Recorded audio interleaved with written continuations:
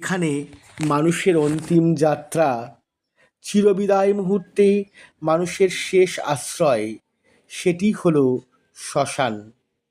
কখনোই শ্মশান বন্ধু হওয়া ছাড়া শ্মশানে যাওয়া উচিত নয়। শ্মশানে একজন ভৈরব থাকেন, থাকেন প্রেত পিশাচেরা। আপনার এই অবাঞ্ছিত অনধিকার প্রবেশ তারা মেনে নাও নিতে পারেন। তাই বীরত্ব দেখাবার জন্যে বিজ্ঞানের যৌক্তিক বলে বলীয়ান হয়ে শ্মশানে ভ্রমণ করতে না যাওয়াই শ্রেয়। যেমন অকারণে মঙ্গলবার শনিবার শ্মশানে যেতে হয় না। পূর্ণিমার দিন অমানিসার দিন শ্মশানে যাবেন না। কোনো উগ্র গন্ধ জাতীয় কিছু গায়ে মেখে শ্মশানে যাবেন না। মনে রাখুন, যেখানে মৃত শিশুদের শবকে কবর দেওয়া হয়েছে সেই জায়গা কখনোই বন্ধুদের সঙ্গে চ্যালেঞ্জ করে পারাবেন না।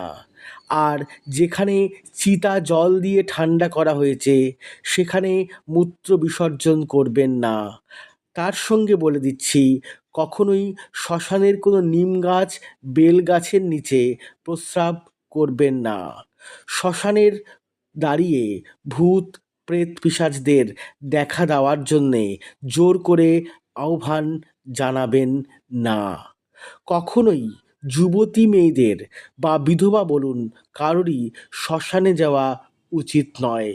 মাসিক চলাকালীন শ্মশানে তো যাওয়া একেবারেই উচিত নয়। আর আরেকটি কথা হচ্ছে, মেয়েরা খোলা চুলেও শ্মশানে যাবে না। এগুলো যদি না মানেন, যদি বৈজ্ঞানিক যুক্তি দেন এবং আপনি আপনার নাস্তিকতা প্রমাণ করতে চান, তাহলে কিন্তু অবাঞ্ছিত বিপদকে ডেকে নিয়ে আসবেন। শ্মশানে অনেক তান্ত্রিকেরা সাধনা করে। আপনার বৈজ্ঞানিক যুক্তি দিয়ে সেই সব তান্ত্রিকদের রাগের কারণ হয়ে তাদের কোনো বিষয়ে চ্যালেঞ্জ করবেন না। এই কথাগুলো মনে রাখলে আপনারই সুবিধে, আপনারই ভালো। কারণ শ্মশান কোনো ভ্রমণের বা দেখার জায়গা নয়।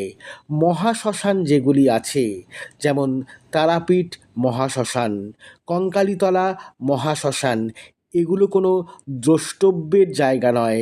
তাই গভীর রাতে বীরত্ব জাহির করতে শ্মশানে গিয়ে নিজের বিপদ বাড়াবেন না। এইখানেই ভিডিওটি ইতি করছি।